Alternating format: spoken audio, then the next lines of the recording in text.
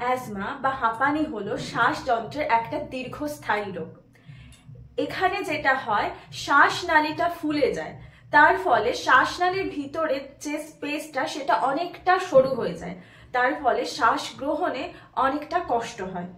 শ্বাসকষ্টের কারণে একটা অন্যরকম সাউন্ড হয়, এমনকি কাশিও হয়। সবার ক্ষেত্রে এর এক্সপিরিয়েন্স সমান হয় না। কারো ক্ষেত্রে এটা মৃদু হতে পারে, সেটা অনেকটা টাইম গ্যাপ দিয়ে দিয়ে হতে পারে। আবার কারো ক্ষেত্রে এই মৃদু শ্বাসকষ্ট হয়, কিন্তু এটা অনেকটা সময় ধরে হতে পারে।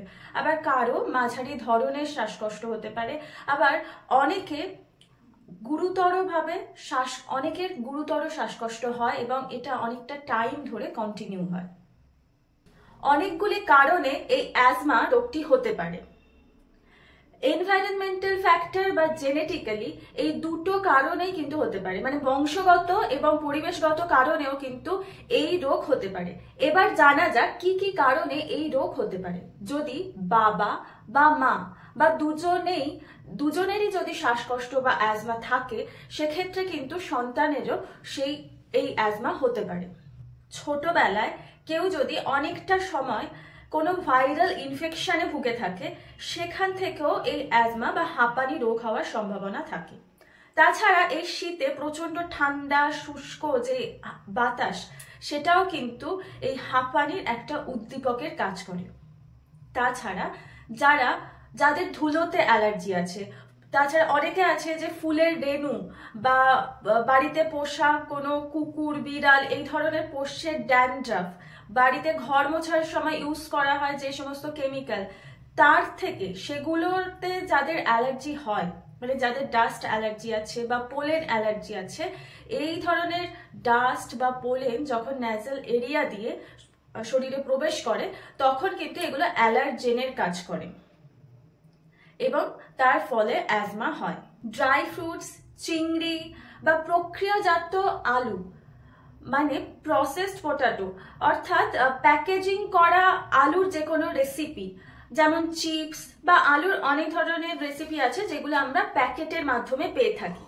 তাছাড়া ওয়াইন, বিয়ার, এগুলোতেও এমন কিছু পদার্থ বা প্রিজারভেটিভ মেশানো থাকে যার কারণে অ্যাজমা বা হাঁপানি হতে পারে।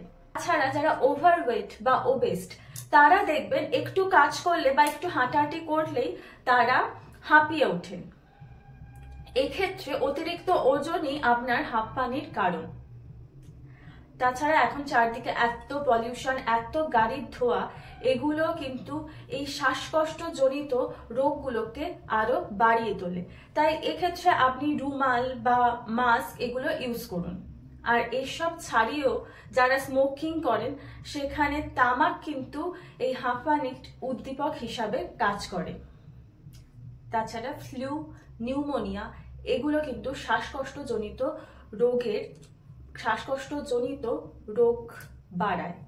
কারণ তো জানা হলো, এবার সিমটমস বা উপসর্গগুলো জানা যাক। এর কিছু প্রাইমারি সিমটমস আছে, যেমন কাশি হয়, যেটা রাতের দিকে প্রচন্ড বেড়ে যায়, নিঃশ্বাসের স্বল্পতা, শ্বাস প্রশ্বাসের সময় শিশের মতো একটা আওয়াজ হয়, বুকে চাপ সৃষ্টি হয়, হার্টবিট অনেকটা বেড়ে যায়, আর সর্বোপরি ঘুমের অসুবিধা হয়। কিন্তু অ্যাজমার কিছু সিমটমস আছে যেগুলি হলে আপনার কিন্তু সাথে সাথেই ডক্টর কনসালটেশন জরুরি। এই জরুরি সিমটমস গুলো হলো, আপনার শ্বাসকষ্ট হচ্ছে এবং সেটা খুব তাড়াতাড়ি খারাপের দিকে যাচ্ছে। সেকেন্ডলি, আপনার অ্যাজমা আছে, আপনি ইনহেলার ইউজ করছেন কিন্তু আরাম পাচ্ছেন না, প্রতিদিনের যে সমস্ত কাজকর্মগুলো করছেন সেই সমস্ত অল্প কিছু কাজ করলেই শ্বাসকষ্ট হচ্ছে। এই ধরনের জিনিসগুলো হলে আপনি সাথে সাথেই ডক্টরের কাছে যান। সেখানে নানান ধরনের ব্লাড টেস্ট, স্পাইরোমেট্রি, এইসব পরীক্ষা নিরীক্ষা হয় এবং সাথে সাথে ট্রিটমেন্ট চালু হয়ে যায়। ক্রমশ বেড়ে চলা হাঁপানি থেকে মুক্তি পেতে আপনি এই টিপসগুলি মাথায় রাখতে পারেন।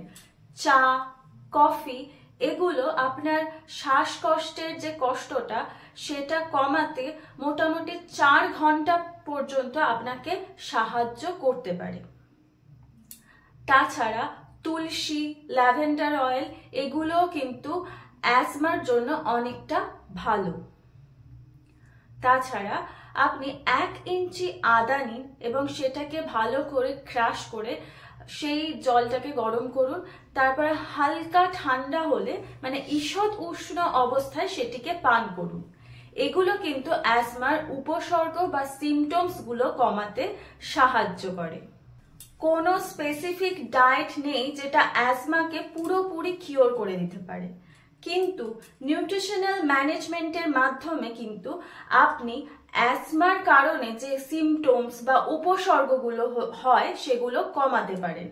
প্রসেসড ফুড বা প্রক্রিয়াজাত খাবার অনেকটা বেশি পরিমাণে খাচ্ছেন এবং ফ্রেশ ফল, শাকসবজি এগুলো কম খাচ্ছেন, সেটা কিন্তু এই অ্যাজমার উদ্দীপকের কাজ করে।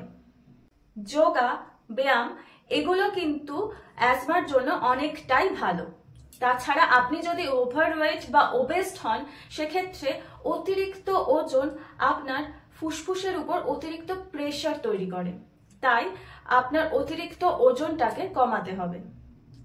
এছাড়া রিসার্চ বলছে আন্ডারওয়েটও কিন্তু এই অ্যাজমার কারণ, তাই আপনার হাইট অনুযায়ী, আপনার এজ অনুযায়ী বা লাইফস্টাইল অনুযায়ী আপনার ওয়েট যেটা হওয়া দরকার সেই আইডিয়াল ওয়েটটা মেনটেন করুন।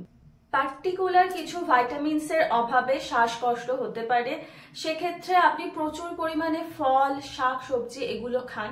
ওমেগা 3 ফ্যাটি অ্যাসিড সমৃদ্ধ খাবারগুলি খান।